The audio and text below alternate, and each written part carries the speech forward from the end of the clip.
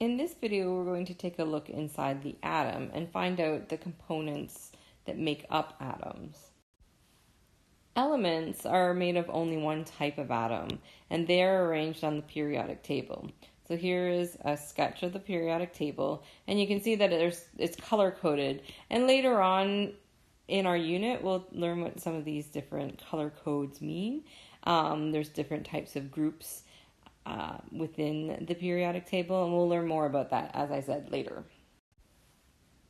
So chemical symbols. Every element has been given a name as well as a chemical symbol, because it would be really tedious to write out the name all the time.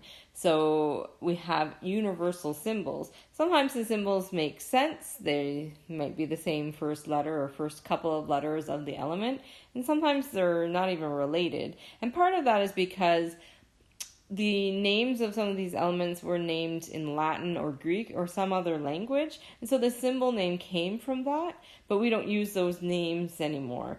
It's because we speak English, but they do make sense in a language, just maybe not ours. So the chemical symbol can be either one or two letters long. The first letter of an element is always capitalized, but the second one is lowercase. And the reason for that is when we combine elements into compounds, the way we know that a new element is beginning in the compound is the next time you see a capital letter.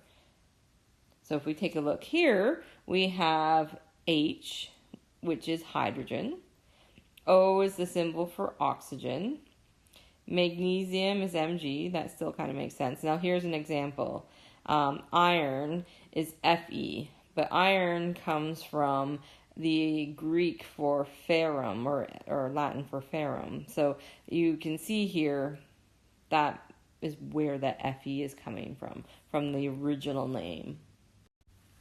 Atoms are the smallest particle found in an element, and they come from the Greek word atomos, which means indivisible. So you can't split an atom in half and still have the properties of that element. You would be breaking it apart and creating something new. So atoms are made of subatomic particles, and there's three of them. One of them is protons, the next is neutrons, and the third is electrons. We're going to spend some time talking about each of those. So protons are found in the nucleus.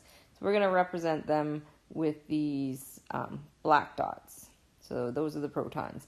Protons have a positive charge, and their symbol we often write as a lowercase p with a plus sign, superscript to it. And the mass of a proton is 1 atomic unit.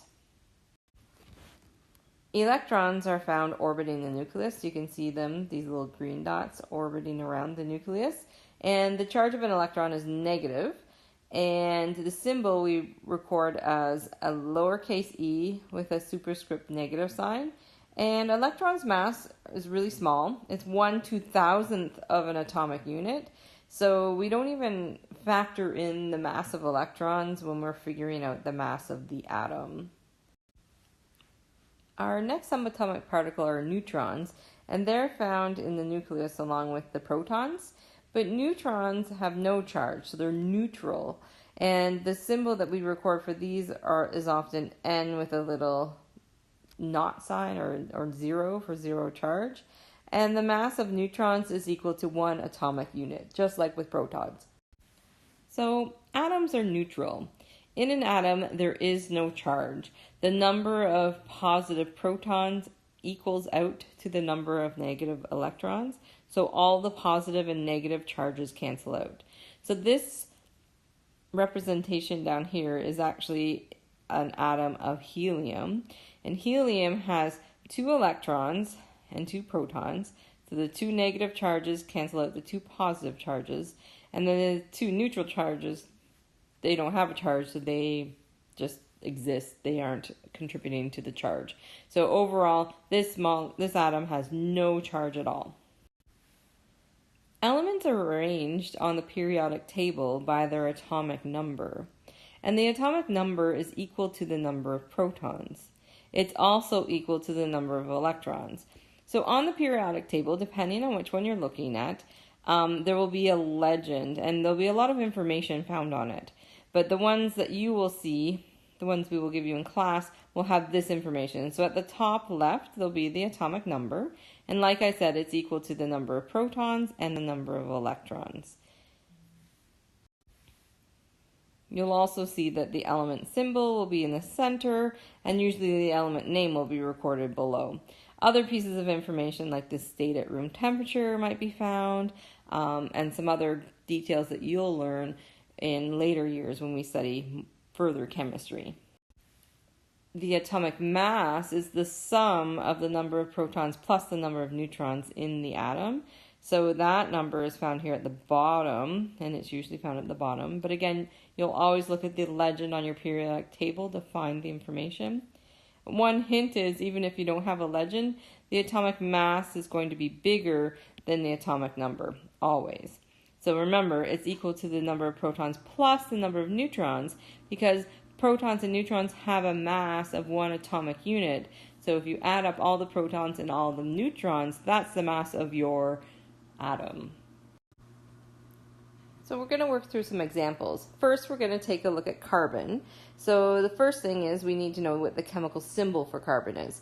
So we would look that up on the periodic table, and you would find that it's kind of near the top towards the right-hand side of the periodic table, and the symbol for carbon is C. The atomic number for carbon is 6. We would find that out in the top left of the symbol. And then the atomic mass is 12. We're using a periodic table that rounds off to the whole number. And the number of protons, remember, is equal to the number of the atomic number. So there are 6 protons. And the number of electrons is also the same as the atomic number. So there are 6 electrons. And then the number of neutrons is equal to the atomic mass subtracting the atomic number, because remember, that's how many protons there are. So in this case, it's going to be 12 minus 6, which is 6. So there are 6 neutrons in carbon. So let's now try helium. So helium is found on the far top right of the periodic table, and it's actually poking up above the rest of the elements.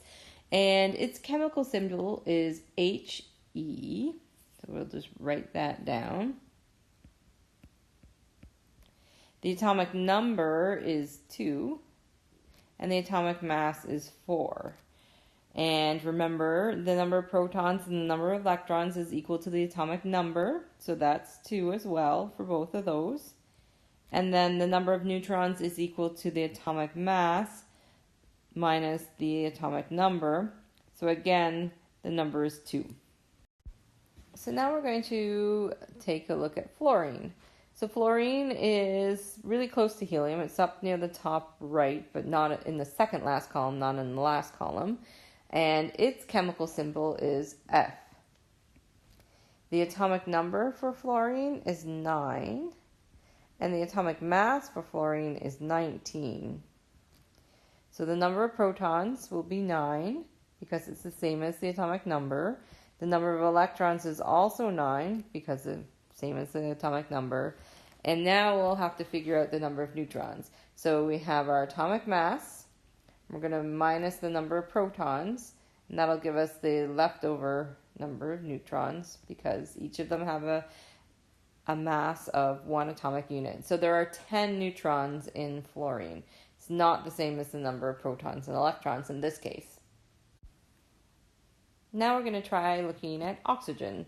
Oxygen is really close to fluorine. It's actually just next door. So its chemical symbol is O for oxygen. The atomic number for oxygen is 8. The atomic mass is 16, which we find below the chemical symbol. The number of protons is the same as the atomic number, so there's 8, and there's also 8 electrons.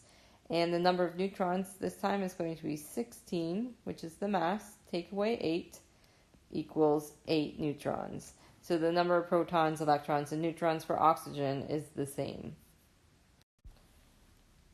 Now let's take a look at iron. So remember, iron's going to be a little trickier to find because it's symbol doesn't match its name.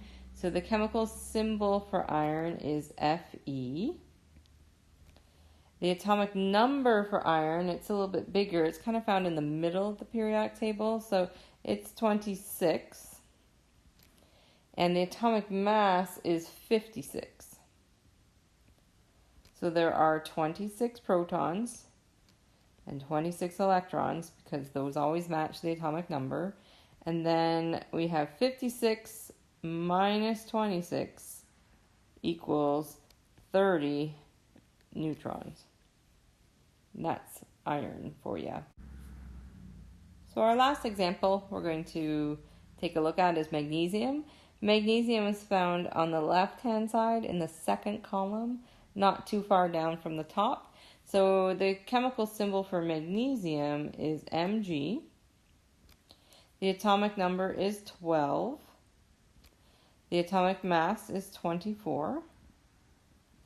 And there are now 12 protons, 12 electrons, and 24 minus 12 equals 12 neutrons. And that's the end of our lesson on inside the atom.